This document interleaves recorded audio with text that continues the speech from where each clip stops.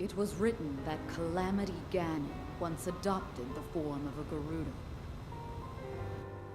And that will make this victory all the more satisfying.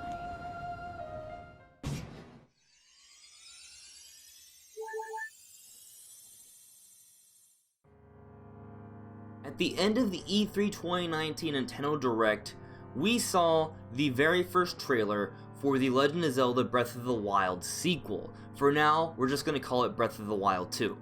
In this trailer, we saw a demonic Sheikah monk looking like corpse that was coming to life. Many believe this is Ganondorf, myself included. Now the reason we believe this is Ganondorf is for many reasons, one of which is because of the jewelry and clothing he's wearing. It has the Gerudo symbol. But not only that, we can see he has dimmed red hair. Red hair is what Ganondorf is known to have had. He also has the yellow jewel on his forehead that Ganondorf has always had on his head. But I'm not just saying that this is Ganondorf, I'm saying that this is the very same Ganondorf we saw at the beginning of Ocarina of Time. He is not a reincarnation. In a video I made a few weeks ago comparing the differences between Ganon and Ganondorf, I talked about how Ganondorf from Ocarina of Time is also in the Wind Waker and Twilight Princess. Those appearances are all the same person. Ganondorf has actually only been reincarnated once in the Four Swords game that takes place after Twilight Princess. Reincarnation is not so common for Ganondorf. But to be fair, Ganondorf was reincarnated once, why can't it happen again? Well, it might happen in some other future Zelda game, but for this one, I would say it really is the original Ganondorf, and there are a few other reasons why I can say that with some confidence. For starters, we can see that the malice is seeping through his chest. This is the same malice we see from Calamity Ganon. It's very clear from the trailer that this is the source of Calamity Ganon. This is the root of the evil, the darkness and malice that has been plaguing Hyrule for generations. The legends that have spanned multiple generations of Calamity Ganon, where it comes every so many years to attack Hyrule, it's all coming from this corpse that's been deep under Hyrule for what I'm going to assume has been thousands of years. So if that's the case, this Ganondorf is a really old Ganondorf. There is no Gerudo character or anyone in the recent history of Breath of the Wild that could fit this character. This is someone from a very old time. An old time such as Ocarina of Time. But as I said earlier, the Ganondorf from Ocarina of Time has also been in the Wind Waker and Twilight Princess. That Ganondorf, thanks to the Triforce of Power, has the ability to live on for generations. He has the ability to survive stabs to the head, stabs to the heart. He became the Demon King Ganon.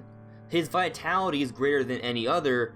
If there's a character in the Zelda universe that can survive for thousands of years, it's Ganondorf. And another reason I feel so confident this is the same Ganondorf, it's because Ganondorf in Twilight Princess had that gaping hole on his chest, and that's where the malice is emanating from in the Breath of the Wild 2 trailer.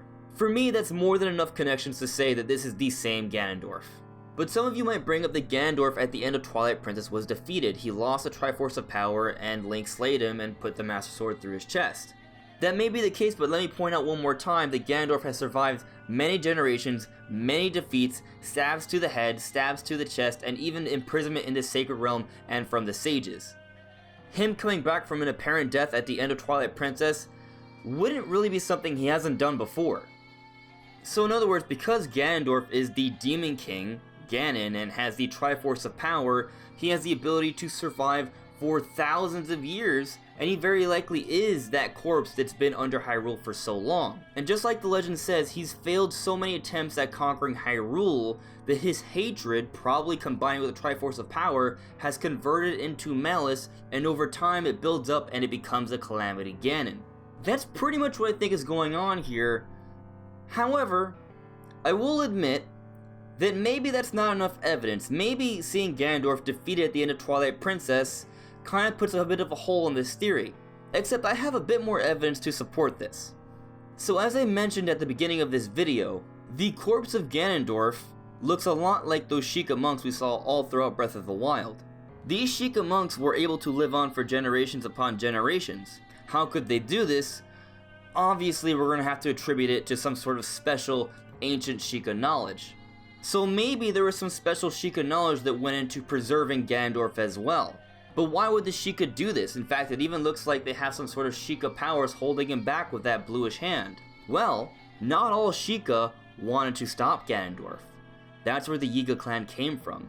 They used to be Sheikah, but the Yiga worship the Demon King Ganon, who is Ganondorf. So perhaps some old Yiga, or old Sheikah who were worshipping Ganon, took the defeated body of Ganondorf at the end of Twilight Princess and used their ancient Sheikah knowledge to preserve him in the same way the Sheikah monks were preserved. And they placed him deep under Hyrule in some sort of Sheikah-like tomb where he was placed in hopes that someday he would be resurrected. The Yiga would want their Demon King to be resurrected someday. It's kind of a common motif throughout many Zelda games. The attempt to resurrect the Demon King, whether it's Demise, Ganon, or Ganondorf, it's a very common motif throughout the Zelda series. But to offer even more evidence toward this theory, in Breath of the Wild, the Yiga hideout has a giant gaping hole.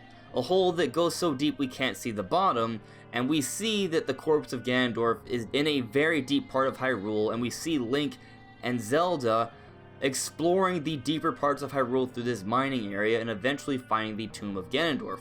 This is a deep area, and we see the Yiga have a giant hole in their hideout, and we even see the Yiga boss fall down the hole and also imply that we may meet him again, suggesting that he is of some importance, but we never see him again. But maybe the Yiga relevance will become apparent in Breath of the Wild 2. As we've seen from the hideout, they do have some sort of connection with deeper Hyrule. Maybe the ancestral Yiga, or maybe some Sheikah that were worshipping Ganon before they became Yiga, were the ones who preserved the Ganondorf body, placed them in that Sheikah-like tomb, and allowed him to simply somewhat survive, kind of like a Sheikah monk, and just allowing the malice to seep through his hole that was created by the Triforce of Power and his anger and his contempt and his want for revenge against Zelda and Link and his desire to conquer Hyrule, which is why every few generations the Calamity Ganon was built up and it tried to devastate and conquer Hyrule. Except now, that Demon King Ganondorf that has been building up power for thousands of years is finally coming back in Breath of the Wild 2, and I think it's going to be both horrifying and epic, and I am incredibly excited. So let me know what you guys think of this theory. Let me know if you guys have seen any holes or any other pieces of evidence that may support it. If you love Nintendo content, please make sure you are subscribed. Leaving a like would be greatly appreciated. This is AndresRestart, and I'll see you all really soon. Bye.